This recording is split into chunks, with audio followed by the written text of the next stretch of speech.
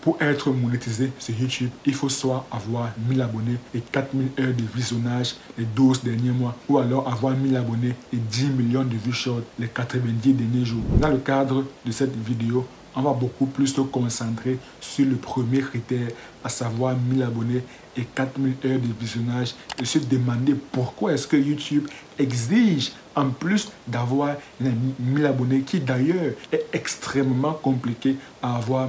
Pourquoi YouTube exige également d'avoir 4000 heures de visionnage? En réalité, c'est pour 3 raisons principales. La première raison, c'est que YouTube ne peut réellement pas être considéré comme un réseau social tel que Facebook, Twitter, Instagram et j'en passe. YouTube est beaucoup plus considéré comme de la télévision en ligne. Il suffit juste de s'apercevoir du logo de YouTube pour s'en rendre compte. Le logo de YouTube a la forme d'un tube cathodique.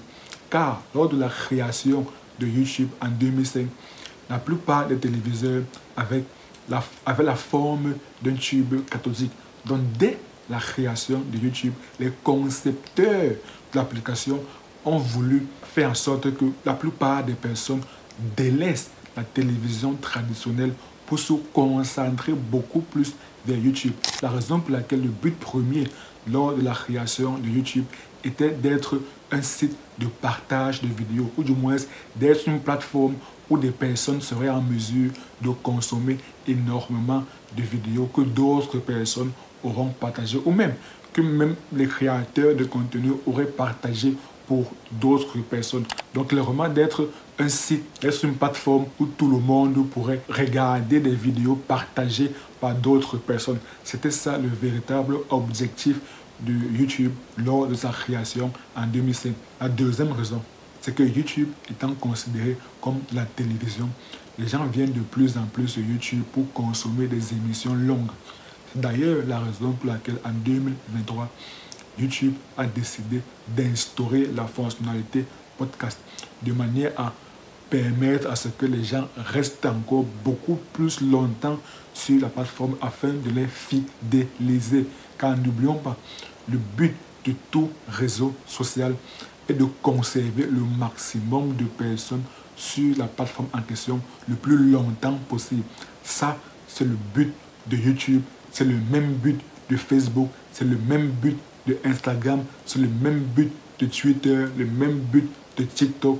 Toutes les plateformes partagent le même but, à savoir conserver le plus longtemps possible ces utilisateurs sur la plateforme en question de manière à ce qu'ils ne puissent pas aller voir la concurrence. Car n'oublions pas une chose primordiale, une chose essentielle, c'est que les réseaux sociaux que nous voyons là sont avant tout des entreprises. Et clairement, chaque réseau social ne veut pas que ses clients, qui sont des utilisateurs, puissent aller chez les réseaux sociaux voisins, puissent aller chez la concurrence. La raison pour laquelle elle fait tout pour conserver ses utilisateurs au sein même de la plateforme. Et YouTube s'étant rendu compte que des personnes passent au fil des années de plus en plus de temps sur la plateforme, comme on peut bien le voir sur le graphique qui s'affiche à l'écran, a donc décidé d'instaurer en 2023 la possibilité d'intégrer des podcasts pour augmenter encore drastiquement la durée de visionnage.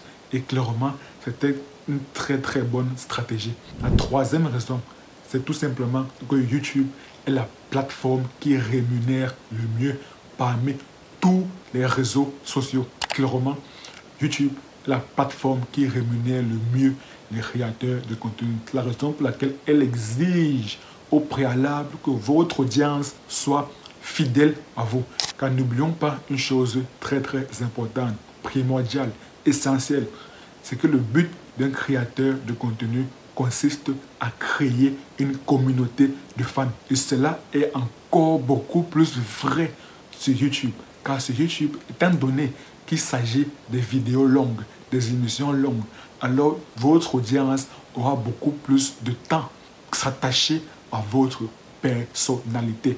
Plus elles regardent des vidéos de vous pendant longtemps, plus elles décideront si votre personnalité s'accroche à la leur ou pas. C'est donc pour ça que YouTube rémunère le mieux. Parce qu'elle veut d'abord s'assurer que les 1000 abonnés que vous avez sont vos réels fans. Et pour cela, il va falloir qu'en moyenne, chaque abonné ait regardé vos vidéos pendant 4 heures de temps. Ce qui est énorme. Si vous regardez les vidéos d'une personne pendant 4 heures de temps, alors il est fort probable que vous vous attachiez à sa personnalité. Donc, il est fort probable que vous devenez tôt ou tard son fan. Donc, YouTube veut d'abord que vous, en tant que YouTubeur, vous réussissez à fidéliser les 1000 abonnés que vous avez avant qu'elle puisse vous verser de l'argent, avant qu'elle puisse vous verser votre salaire. Car en réalité, il ne suffit pas énormément d'abonnés pour commencer à gagner de l'argent sur les réseaux sociaux. Un livre très récent avait mentionné qu'il suffit juste de 1000 vrais fans.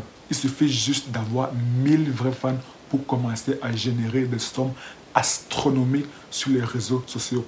C'est donc pour ça que YouTube requiert d'avoir 1000 abonnés et 4000 heures de visionnage. Les 4000 heures de visionnage, c'est clairement la caractéristique qui permet de convertir vos 1000 abonnés en des potentiels fans. Donc clairement, YouTube veut d'abord s'assurer que vous, en tant que YouTubeur, vous avez vos 1000 vrais fans avant qu'ils puissent commencer à vous verser de l'argent. Et vous verser des revenus à hauteur de 55%. Et vous verse des revenus à hauteur de 55%. Donc elle ne fait pas moitié-moitié. Non, elle vous laisse clairement 5% de plus. C'est d'ailleurs la raison pour laquelle j'ai mentionné que YouTube est la plateforme qui rémunère le mieux les créateurs de contenu. Aucune plateforme actuellement ne rémunère ses créateurs de contenu à hauteur de 55%. Donc clairement, YouTube, c'est la meilleure plateforme. Clairement. Et maintenant, une fois que vous atteignez ce seuil de monétisation, une fois que vous remplissez les critères d'éligibilité au programme partenaire YouTube, à savoir les 1000 abonnés et 4000 heures de visionnage, ou bien les 1000 abonnés et 10 millions de vues short que j'ai mentionné en début de vidéo, une fois que vous atteignez ce palier, combien YouTube vous verse par mois? Si vous voulez savoir, cliquez juste la vidéo qui apparaît à l'écran. Et moi, je vous retrouve tout de suite de l'autre côté. À très bientôt.